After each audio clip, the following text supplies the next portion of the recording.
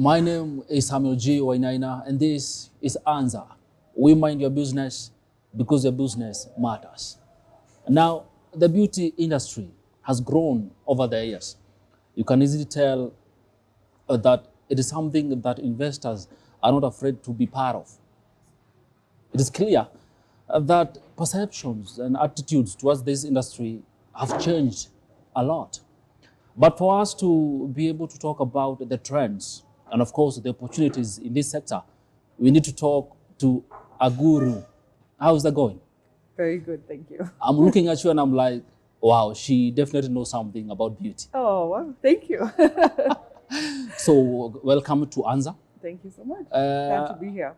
Karibu sana. So kindly describe yourself. I'm Suzie first. Okay. I'm also a mother and a wife. I am a beautypreneur, is what I call myself. I'm also a podcaster, I'm a speaker, I'm a mentor, I'm a consultant. So many hats. And the list goes on and on.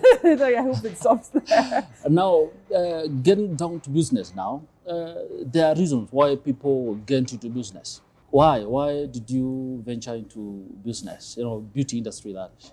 Well, I got into the beauty industry after college. I didn't study beauty, but I found my true love and passion working for some beauty brands in the US. And I think I've been in the beauty industry since my first beauty job. It's been 22 years. Wow. So two decades. Yeah, and still yes, counting. exactly. And it's all I know and all I love.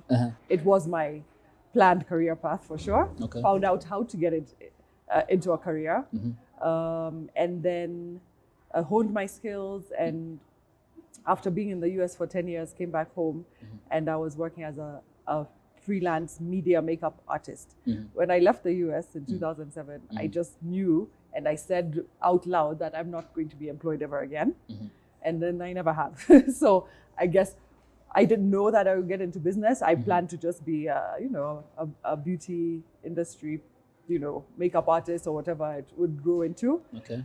But I ended up in entrepreneurship through finding a gap in the retail cosmetics market here in Kenya. That's nice. And for those who are, venturing into business right now, you find that one of the major problems to come up with the name of a business, for you, Suzie Beauty. Yeah. Simple. No, Direct. and not even. Yeah? It was not that simple. It's really funny. It's a funny story. I wanted to call it Paka Beauty. Paka Beauty. Yeah. You were talking about the cat. One is the cat, because I'm obsessed with cats. I Amani love paka cats. kupaka. And then Kupaka, right? Perfect Wow. combination. It's a Kenyan brand, so the Swahili in that, I thought it was perfect. My mom was like, can you not do that? Like nobody, first of all, if somebody doesn't like cats or if they're superstitious towards cats, they're not gonna buy your product. So it was like a few, maybe 2 or 3 others that I played with. But then my mom actually was like, why don't you just call it Suzie Beauty? I'm like, Wow. yeah, because of course that is a no-brainer.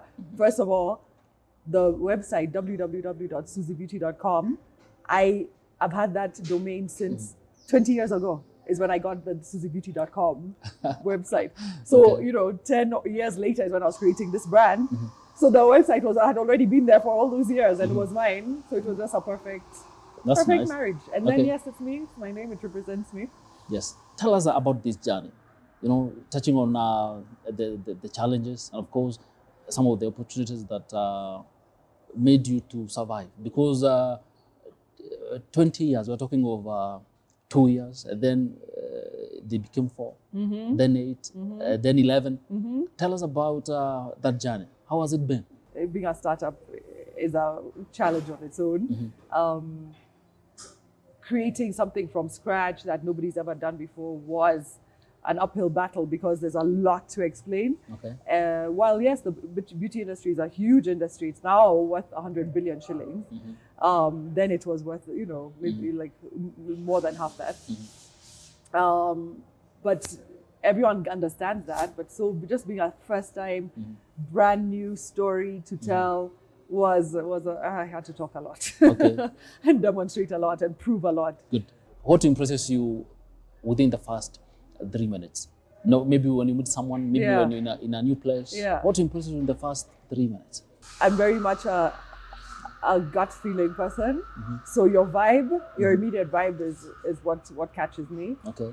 If it's a negative vibe, then I can't even see. There's nothing more to see past that. If it's negative, I'm not addressing it. So just like a positive energy aura around you is amazing. And then, sorry, yes, we do live in an image conscious society, and seeing beauty is really it's a good thing, and we all do.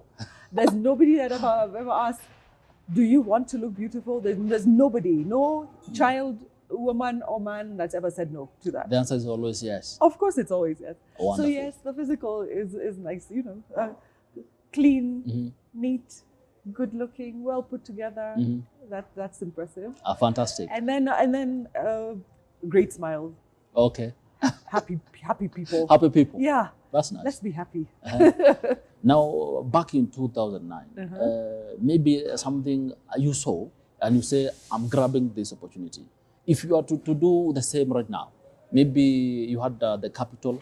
If you're given the capital right now, would you still do the same? Ama, would you take a different path? Okay, so then either you're a genie or like you have special skills, because I am starting, I am launching a second brand this year. So yes, I have seen an opportunity and yes, I've jumped on it, and yeah, I will be launching a second beauty brand this year. How hard or how is it when it comes to consistency in any business? Consistency is not hard for me because of how much I love what I do and how much passion I have for it. So it's not difficult. It's very important, and I think in any business. That's why, is it 95% of startups fail in the first year? Because if you don't love what you're doing, you will not be consistent. It's a problem. It's a problem more than it is. So even me, like within my businesses, I love it so much that even when I think, every few days I'm like, this is too hard. Let me just give. There's no. I've never come through with should I even bother? Like, let me just leave this alone now. It might occur for about 4 seconds. And it's right out the door. I have a bit of an imposter syndrome also. I'm like, why am I here? Why am I in this room? Like, why was I invited here? Are they sure? Are they gonna find out that like I'm just guessing also? I'm guessing my way through life. Like I think we all are. We'll be back. Keep it, Anza.